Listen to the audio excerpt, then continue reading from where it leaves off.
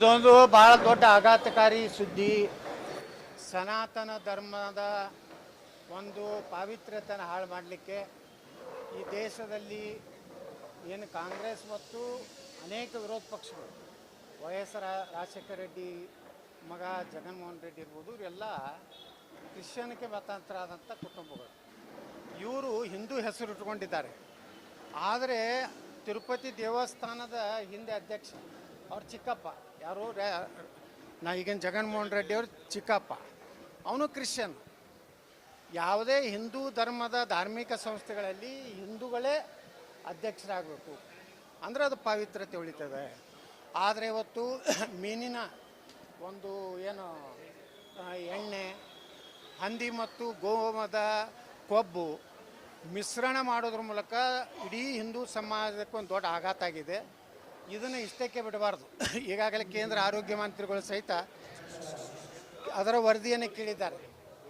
ಇದನ್ನು ನಾನು ಆಗ್ರಹ ಮಾಡ್ತೀನಿ, ಇದರಲ್ಲಿ ಯಾರ್ಯಾರು ತಪ್ಪಿತಸ್ಥರಿದ್ದಾರೆ, ಯಾರು ತಿರುಪತಿ ದೇವಸ್ಥಾನ ಮತ್ತು ಹಿಂದೂ ದೇವಸ್ಥಾನಗಳ ಪಾವಿತ್ರ್ಯತೆಯನ್ನು ಹಾಳು ಮಾಡಲಿಕ್ಕೆ ಕಾಣಿದ್ದಾರೆ, ಅವರಿಗೆ ಗಲ್ಲಿಗೇರಿಸುವಂಥ ಶಿಕ್ಷೆ ಆಗಬೇಕು.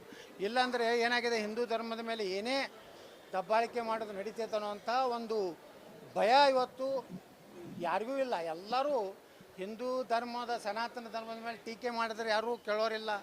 ಹಿಂದೂ ಧಾರ್ಮಿಕ ಸಂಸ್ಥೆಗಳ ಮೇಲೆ ಇವತ್ತು ಎಲ್ಲ ಟ್ಯಾಕ್ಸ್ ಹಾಕ್ತಾರೆ. ಆ ಟ್ಯಾಕ್ಸ್ ಒಯ್ದು ಕ್ರಿಶ್ಚಿಯನ್ ಮಿಷನರಿಗಳಿಗೂ ವಕಫ್ ಆಸ್ತಿಗಳ ರಕ್ಷಣೆಗೆ ಇವತ್ತು ಉಪಯೋಗ ಮಾಡ್ತಾ ಇದ್ದಾರೆ.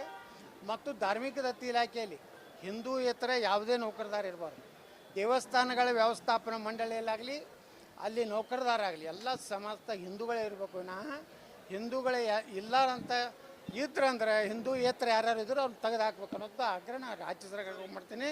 ಮತ್ತು ಸರ್ಕಾರದ ಒಂದು ವ್ಯಾಪ್ತಿಯಲ್ಲಿರುವಂಥ ಎಲ್ಲ ದೇವಸ್ಥಾನಗಳನ್ನು ಮುಕ್ತ ಮಾಡಿ ಹಿಂದೂ ಆಡಳಿತವನ್ನು ಕೊಡುವಂಥ ವ್ಯವಸ್ಥೆ ಮಾಡಬೇಕು. ಈಗ ದೇಶನಾಗ ಮಸೂದಿಗಳ ಮೇಲೆ ನಿರ್ಬಂಧ ಇಲ್ಲ, ಕಂಟ್ರೋಲ್ ಇಲ್ಲ, ಚರ್ಚ್ಗಳ ಮೇಲೆ ಕಂಟ್ರೋಲ್ ಇಲ್ಲ. ಆದರೆ ಹಿಂದೂ ದೇವಸ್ಥಾನಗಳ ಮೇಲೆ ಹಾಕ್ತಾರೆ ಸರ್ಕಾರ ಕಂಟ್ರೋಲು.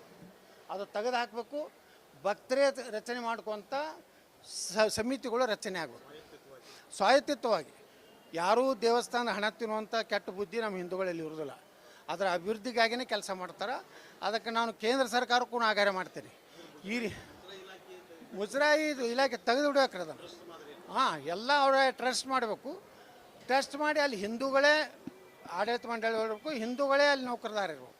ಆ ಕಾನೂನು ತೊಗೊಂಡ್ಬಂದು ಅದರ ಅನುದಾನ ಏನು ಬರ್ತದೆ, ಭಕ್ತರೇನು ಕಾಣಿಕೆ ಹಾಕ್ತಾರಲ್ಲ, ಇವತ್ತು ತಿರುಪತಿ ತಿಮ್ಮಪ್ಪಗೆ ಕೋಟ್ಯಾಂತರ ರೂಪಾಯಿ ಹಾಕ್ತಾರೆ, ಸಾವಿರಾರು ಕೋಟಿ ರೂಪಾಯಿ ಆದಾಯ ಇದೆ.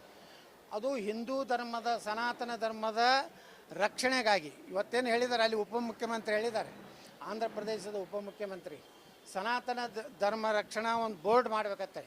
ಇಡೀ ರಾಷ್ಟ್ರ ಮಟ್ಟದಲ್ಲಿ ಮಾಡಬೇಕು, ರಾಜ್ಯ ಮಟ್ಟದಲ್ಲಿ ಒಂದೊಂದು ಸನಾತನ ಬೋರ್ಡ್ ಮಾಡಬೇಕು. ಆ ಸನಾತನ ಬೋರ್ಡದ ಉದ್ದೇಶ ಏನಪ್ಪ ಅಂದರೆ, ಯಾರಿಗೆ ನಾವು ದೇವಸ್ಥಾನಕ್ಕೆ ಟ್ರಸ್ಟ್ ಮಾಡಿರ್ತೀವಿ ಅವ್ರು ಅವ್ಯವಹಾರ ಮಾಡಿದ್ರೆ, ಏನಾದರೂ ದೇವಸ್ಥಾನ ಹಣ ತಿಂದರೆ ಅಂಥವ್ರ ಮ್ಯಾಗೆ ಆ್ಯಕ್ಷನ್ ತೊಗೊವಂಥ ಒಂದು ಅಧಿಕಾರವನ್ನು ಆ ಬೋರ್ಡಿಗೆ ಕೊಡಬೇಕು. ಆ ಬೋರ್ಡಿನಲ್ಲಿ ನಿವೃತ್ತ ಒಬ್ಬ ಸುಪ್ರೀಂ ಕೋರ್ಟ್ ಜಡ್ಜ್ ಈ ದೇಶದಲ್ಲಿ ಮಾಡಬೇಕು.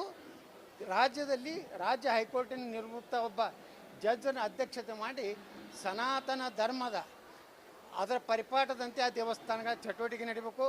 ಈ ರೀತಿ ದನದ ಮಾಂಸ, ದನದ ಕಬ್ಬು, ಮೀನಿನ ಒಂದು ಇದು ಹಾಕುವಂಥದ್ದು ಇದು ಅಕ್ಷಮ್ಯ ಅಪರಾಧ. ಇಡೀ ಇಷ್ಟು ದಿವಸ ಅದು ಯಾವಾಗಿನಿಂದ ಪ್ರಾರಂಭ ಆಗಿದೆ ಗೊತ್ತಿಲ್ಲ, ಅಷ್ಟು ತಿರುಪತಿ ದೇವಸ್ಥಾನವನ್ನು ಇವತ್ತು ಒಂದು ರೀತಿ ಅಪವಿತ್ರ ಮಾಡಿದ್ದಾರೆ.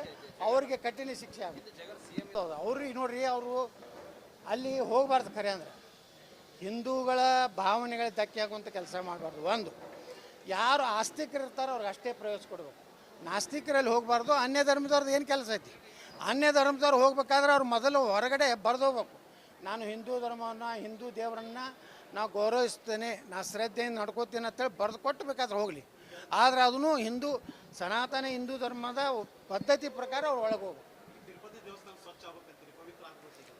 ಆಗ್ಬೇಕು ರೀ, ಪೂರ್ತಿ ಕ್ಲೀನ್ ಆಗಬೇಕು. ಚಂದ್ರಬಾಬು ನಾಯ್ಡು ಅವರು ಬರೀ ಇದು ರಾಜಕೀಯ ಒಂದು ಹೇಳಿಕೆ ಆಗಬಾರ್ದು. ಇದರ ವಿರುದ್ಧ ಏನೇನು ಅವರು ಎಷ್ಟು ವರ್ಷದಿಂದ ಇದನ್ನು ಕೊಬ್ಬು ಮಿಶ್ರಣ ಮಾಡ್ತಾ ಇದ್ದಾರೆ, ಎಷ್ಟು ದಿವಸದಿಂದ ಈ ಅಪವಿತ್ರ ಕಾರ್ಯ ನಡೆದಿವೆ, ಅದನ್ನೆಲ್ಲ ತನಿಖೆ ಮಾಡಿ ಅವ್ರಿಗೆ ಸರಿಯಾಗಿ ಹಂಗೆ ಶಿಕ್ಷೆ ಆಗ್ಬೇಕಂದ್ರೆ ಇನ್ನು ಮುಂದೆ ಯಾವುದೇ ಹಿಂದೂ ದೇವಸ್ಥಾನದಲ್ಲಿ ಯಾವನೇ ಮುಖ್ಯಮಂತ್ರಿ ಆಗಲಿ, ಯಾವನೇ ಪ್ರಧಾನಮಂತ್ರಿ ಆಗಲಿ, ಇದನ್ನು ಮಾಡೋ ಧೈರ್ಯ ಆಗಬಾರ್ದು. ಆ ಗಲ್ಲಿಗೆ ಏರಿಸ್ಬೇಕು ಅವ್ರು. ಎಲ್ರಿ ಕೋಟ್ಯಾಂತರ ಜನರ ಬಾಯಿ ಒಳಗೆ ಬಿದ್ದಿದೆ ಇವತ್ತು. ಯಾವ ಗೋಗಳ ಒಂದು ಕೊಬ್ಬು, ಹಂದಿಗಳ ಕೊಬ್ಬು ಇವತ್ತು ನಮ್ಮ ಭಕ್ತರ ಮೇಲೆ ಬಿದ್ದಿದೆ ಅಂದ್ರೆ ಅದು ಇದು ಅಲ್ಲ, ದೊಡ್ಡ ಪಾಪ ಅದು. ಅದಕ್ಕೆ ಪಾಪಕ್ಕೆ ಶಿಕ್ಷೆ ಅಂದ್ರೆ ಅವ್ರು ಗಲ್ಲಿಗೇರಿಸೋದು ಒಂದೇ ಶಿಕ್ಷೆ.